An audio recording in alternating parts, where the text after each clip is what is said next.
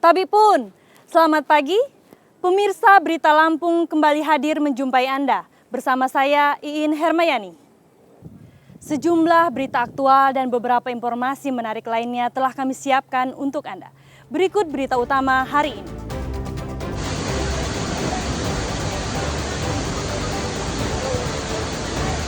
Turis tewas tenggelam di lokasi wisata air terjun Lampung Barat.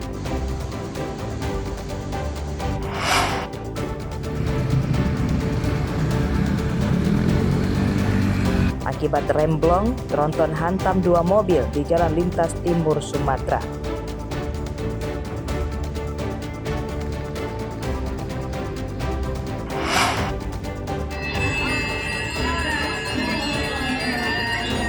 Pelaksanaan Hari Raya Kuningan di Pura Bandar Lampung berlangsung meriah dan hikmat.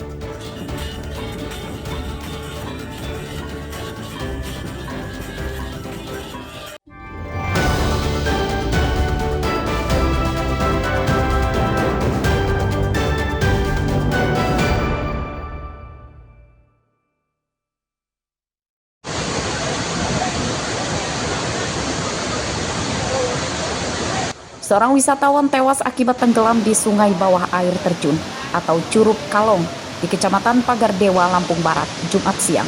Korban bernama Khairul Ahyar, umur 21 tahun, warga Lampung Barat. Mayat korban ditemukan setelah 1 hari dilakukan pencarian oleh petugas Badan Penanggulangan Bencana Daerah atau BPBD, tim SAR, dan warga. Jenazahnya ditemukan di dasar sungai bawah air terjun. Menurut petugas BPBD Lampung Barat, korban berwisata di Curug Kalong bersama 5 orang temannya. Korban tenggelam akibat terseret arus air terjun kedalaman hampir 7 meter. Pencarian dan pertolongan. Selanjutnya kami juga melaporkan kejadian ini ke kantor Basarnas Provinsi Lampung yang ada di Natar untuk melakukan operasi secara bersama-sama di Curug Kalong di Kecamatan Pagardewa. Kemudian setelah kami koordinasikan dengan instansi terkait baik itu Polres, Polsek, kemudian Basarnas, kami dapat informasi bahwa jam 9.30 lewat pada saat kami sedang melakukan persiapan untuk menuju TKP mendapat informasi dari kecamatan, dari Pak Camat bahwa alhamdulillah korban sudah ditemukan dalam keadaan meninggal dunia. Oleh petugas, jenazah korban dibawa ke rumah sakit untuk divisum sebelum diserahkan kepada keluarganya untuk dimakamkan. Petugas mengimbau warga supaya lebih berhati-hati saat berwisata di air terjun, khususnya bagi wisatawan yang tidak bisa berenang. Wisatawan diimbau mematuhi aturan yang dibuat pengelola wisata. Rosandi melaporkan dari Lampung Barat. Kebakaran tempatnya Mbak Yuni. Sebuah bangunan rumah toko yang jadi pusat penjualan pakaian, sembako dan perabotan elektronik di Desa Muara Tenang, Kecamatan Tanjung Raya, Kabupaten Mesuji, Jumat malam kebakaran. Api cepat berkobar besar sebab di dalam toko banyak bahan-bahan yang mudah terbakar seperti pakaian, plastik, hingga minyak goreng. Kebakaran menyebabkan panik warga yang khawatir api menjalar ke toko lain. Kebakaran terjadi saat toko sudah tutup. Menurut petugas, kebakaran diketahui warga saat api sudah berkobar besar.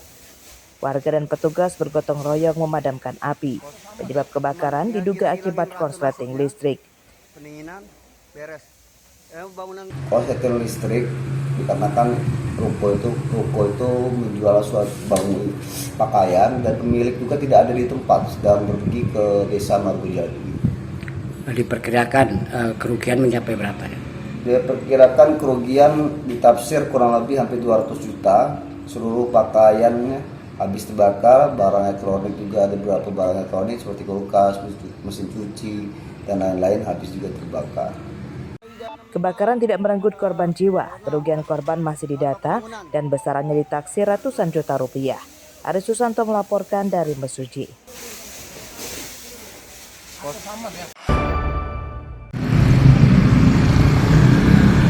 Kecelakaan beruntun 3 mobil terjadi di Jalan Benikung lintas Timur Sumatera, Kecamatan Simpang Pematang, Mesuji, Sabtu sore. Sebuah tronton bermuatan seng menghantam 2 truk box dari arah lawan. 2 mobil rusak berat dan 1 lagi rusak ringan. Menurut warga, kecelakaan terjadi saat tronton warna biru ini sedang melaju dari arah Tulang Bawang menuju Sumatera Selatan. Saat melewati Jalan Benikung, tiba-tiba mesin tronton mati hingga menyebabkan remnya tidak berfungsi. Tronton yang kehilangan kendali kemudian menabrak mobil dari arah lawan. Evakuasi tronton cukup sulit hingga malam hari akibat bagian depannya terjepit gorong-gorong jembatan. Evakuasi tronton melibatkan mobil derek, bantuan dari pengelola jalan tol. Ini dari arah Palembang 1, dari arah Jakarta 2. Jadi dia serempetan, Mas. Serempetan. Itu akibat apa, Pak, serempetan itu? Itu remblong. Remblong. Apakah mobil ini nggak bisa dievakuasi? Belum, karena kejepit di jembatan. Di jembatan. Ada korban juga nggak, Pak? Nggak ada. Macet biasa. Untuk jalan sendiri, Pak, apakah saat ini macet atau gimana? Macet itu kelihatannya 1 kilo lebih. 1 kilo lebih. Dari arah Palembang dan juga sebaliknya arah dari Jakarta. Kronologinya itu mobil dari arah Jakarta menuju Palembang tiba-tiba mati mesin Pak di tikungan itu Pak, lalu menabrak mobil box di depannya dan terus menabrak pembatas jembatan itu Pak. Itu bermuatan apa, Pak? Bermuatan seng Pak. Bermuatan seng. Iya. Kedua pengemudi apakah mengalami luka-luka, Pak? Alhamdulillah Selamat ya. selamat semua Pak.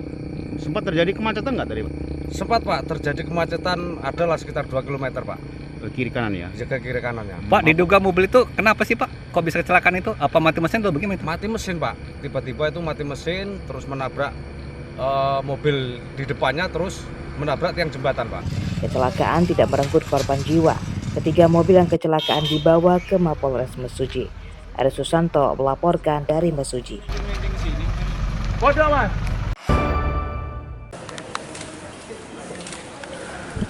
Tim penyidik Polresta Bandar Lampung mendapati fakta baru dalam kasus pembunuhan wanita kepala rumah tangga bernama Wiwi Safitri oleh keponakannya bernama Bima Prasetyo.